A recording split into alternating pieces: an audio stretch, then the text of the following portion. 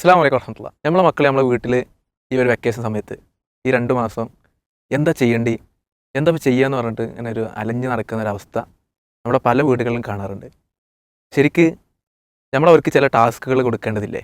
ഒരു രക്ഷിതാവ് എന്ന നിലക്ക്, ഒരു പാരന്റ് എന്ന നിലക്ക് നമുക്ക് ചില ടാസ്കുകൾ അവർക്ക് കൊടുത്താൽ അവരത് ചെയ്യുകയാണെങ്കിൽ ഈ ഒരു വെക്കേഷൻ വളരെയധികം ക്രിയാത്മകമാക്കാൻ നമുക്കും നമ്മുടെ മക്കൾക്കും സാധിക്കും എന്നുള്ളതാണ്.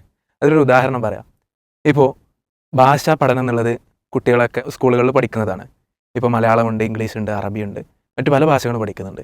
ഇപ്പോൾ മലയാളത്തിന് പുറമെയുള്ള മറ്റു ഭാഷകൾ നമ്മുടെ മക്കൾക്ക് എങ്ങനെ കൈകാര്യം ചെയ്യാൻ കഴിയുന്നുണ്ട് എന്നുള്ളത് നിങ്ങൾ ആലോചിച്ച് നോക്കിയിട്ടുണ്ടോ?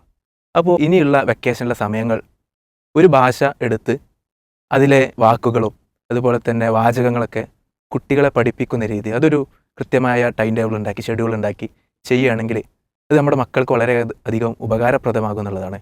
ഇൻഷാ അല്ലാഹ് നിങ്ങളുടെ വീടുകളിൽ ഇതൊന്ന് ട്രൈ ചെയ്ത് നോക്കുക.